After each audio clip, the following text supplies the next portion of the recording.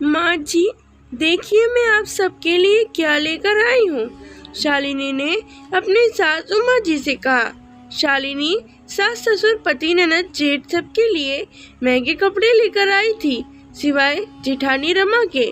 शाम को किचन में रमा को जाते देखकर शालिनी ने कहा, भाभी सुनिए ना, ये लीजिए, जेठ जी के और बच्चों के लिए नया टैबलेट लेकर आई थी। रमा ने कहा, शालिनी एक बात तुम्हें मैंने पहले भी समझाया था और आज फिर कह रही हूँ, इतने महंगे गिफ्ट हर महीने लाने की क्या जरूरत है। पैसों की बचत भी करना सीखो। आज की बचत ही कल हमारे काम आती है। तुम पूरी तनख्वाह क्यों खर्च कर देती हो? पूरी एक महीने की मेहनत के बाद ये पैसे आते हैं और तुम खर्च में एक पल भी नहीं लगाती।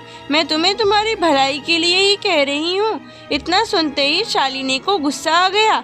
उसने कहा, भाभी मुझे पता था कि आप अपना लेक्चर जरूर देंगी, इसलिए मैं आपके लिए कुछ नहीं लाई, ना आगे से लेकर आऊंगी। दरअसल आप ये सब मेरी भलाई के लिए नहीं, अपनी जलन में कह रही हो। आपको जलन होती है कि मैं आपसे ज्यादा कमाती हूँ। आप सबके लिए इतने महंगे गिफ्ट ला ही नहीं सकती, क्योंकि इसके लिए बड़ा दिल चाहिए, जो आपके पास तो बिल्कुल भी नहीं है। आप एक मिडिल क्लास कंजूस औरत हैं। यह सब सुनकर रमा की आंखों में आंसू आ गए। वो अपने कमरे में जाने लगी। तभी उमा जी ने कहा, रुको रमा, शालिनी, बड़ों से बात करने का ये तरीका तुम्हें सिखाया गया है। रमा ने तुम्हारी भलाई के लिए ही तुम्हें बचत करने के लिए कहा और तुम उसको जलन और कंजूसी का नाम दे रही हो। आज एक बात मेरी तुम ध्यान से सुन लो। तुम्हारे ये महंगे गिफ्ट या कोई और चीज मेरी बहू रमा की जगह नहीं ले सकता। और हाँ, अपनी इस बात के लिए तुमको एक दिन पछतावा जरूर होगा। शालिनी वहाँ से पैर पटकते हुए गुस्से में अपने कमरे में चली गई। शालिनी ने अपने पति अमन को ये बात बताई। कहा, अमन बुरा मत मानना, लेकिन मैं चाहे कितनी भी कोशिश कर लूं, लेकिन भाभी की जगह कभी नहीं ले सकती, क्योंकि मैंने लव मैरिज की है। जेठानी जी माँ जी की पसंद की ही बहू हैं, इसलिए माँ जी भाभी को ज्यादा प्यार करती हैं। और वहाँ हुई पूरी बात बताई। तब अमन ने कहा, शालिनी, आज एक बार फिर मैं भी तुमको समझा रहा हूँ कि तुम जितना गलत भाभी को समझती हो, वो उतनी समझदार और सुलझी हुई हैं। तुमसे तो वो कभी जलन रख ही नहीं सकती, क्योंकि उन्होंने ही पूरे घर को हमारी शादी के लिए राजी किया था। देखो अमन, तुम भी नहीं समझ रहे। मैं कोई छोटे मोटे घर की बेटी नहीं, मुझे पैसों की कोई कमी नहीं। मैं अपने शौक के लिए ही नौकरी करती हूँ, वरना मैं जो चाहूँ वो मेरे पापा मुझे तुरंत दिला देंगे। पापा का इतना बड़ा बिजनेस है, मैं क्यों बचत की चिंता करूं? शालिनी ने कहा। अगले दिन रविवार को शालिनी दोस्तों के साथ घूमने जा रही थी। तभी उसकी नजर हॉल में बैठी जेठानी पर गई। उसने गुस्से से अपना पर्स उठाया और फोन हॉल के टेबल पर ही भूल गई। रमा ने आवाज देना चाहिए तो उमा जी ने रोक लिया। कहा, जाने दो, वैसे भी एक फोन है उसके पास, अभी आवाज दोगी तो बेकार में नाराजगी झेलनी पड़ेगी। रमा ने कहते हुए जैसे ही फोन रखा, देखा तो शालिनी के फोन पर उसके भाई का फोन आ रहा था।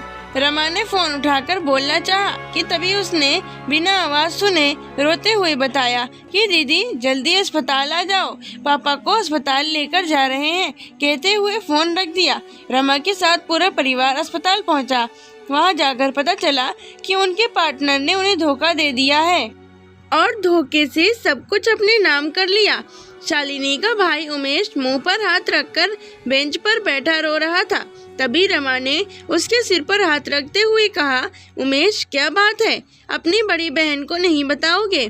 उमेश आश्चर्य से रमा को देखने लगा और सारी बात बताई कि अभी पैसे जमा नहीं किए गए तो डॉक्टर इलाज नहीं करेंगे। मुझे और माँ को पापा ने कभी पैसों की डिटेल नहीं बताई। अभी हमारे पास इतने पैसे नहीं और शालिनी दी भी फोन नहीं उठा रही हैं। मुझे लगा वो ही आएंगी। रमा ने कहा, लाओ मुझे बिल दो और तुम आंटी के पास जाओ, मैं अभी आती हूँ। और जाकर काउंटर पर पैसे जमा किए। शालिनी ने फोन पर अपने भाई के इतने सारे मिस कॉल देखकर परेशान हो गई। तभी उसको उमेश का मैसेज रिसीव हुआ, जिसमें उसने लिखा था, दीदी पापा की हार्ट सर्जरी हो रही है, अर्जेंट पैसे चाहिए, और उसने उस मैसेज में पूरी बात लिख के बताई। शालिनी भागती हुई अस्पताल पहुंची। तब तक ऑपरेशन हो चुका था। वहां सिर्फ अमन और उमेश मौजूद थे। शालिनी रोई जा रही थी। तब अमन ने कहा, शालिनी घर चलो, अभी पापा को आईसीयू में रखा गया है, अब कल सुबह ही मिलना हो पाएगा उनसे। शालिनी ने अमन से कहा, अमन मुझे उमेश से 1 मिनट कुछ बात करना है। हाँ ठीक है, करके आ जाओ, मैं कार में बैठा हूँ। शालिनी ने उमेश से कहा, उमेश तूने पैसों का इंतजाम कहाँ से किया? क्या अमन से लिया है या मेरे ससुराल वालों से? उनको तूने सारी बातें बता दी क्या? शालिनी मन ही मन सोच रही थी कि अब उसको हमेशा ताने सुनने पड़ेंगे और इनके पास होंगे तो भी ये लोग मदद नहीं करेंगे। सासू माँ ने पहले ही कह दिया था। तब उमेश ने कहा, नहीं दीदी, सिर्फ रमा दी को सारी बात पता चली है और उन्होंने ही अस्पताल के पैसे दिए बिना किसी को बताए। दीदी वो तो बहुत अच्छी है, डॉक्टर से बात की और बिना किसी शोरगुल की मदद भी कर दी। अगर आज वो न होती तो न जाने क्या होता। वो तो माँ को भी अपने साथ घर लेकर गई हैं। शालिनी सन्न हो गई सुन के कि जिस जेठानी को इज्जत उसने कभी नहीं की, आज उन्होंने उसके लिए इतना कुछ किया। घर पहुंचकर उसने देखा कि रमा उसकी माँ का सिर दबा रही थी। शालिनी माँ के गले लग गई। तब रमा ने शालिनी से इशारे में न रोने की अपील की। शालिनी अपने आंसू को रोकते हुए बोली, माँ मैं चेंज करके आती हूँ। शालिनी ने अमन से कहा, अमन जरा भाभी को कमरे में भेजना।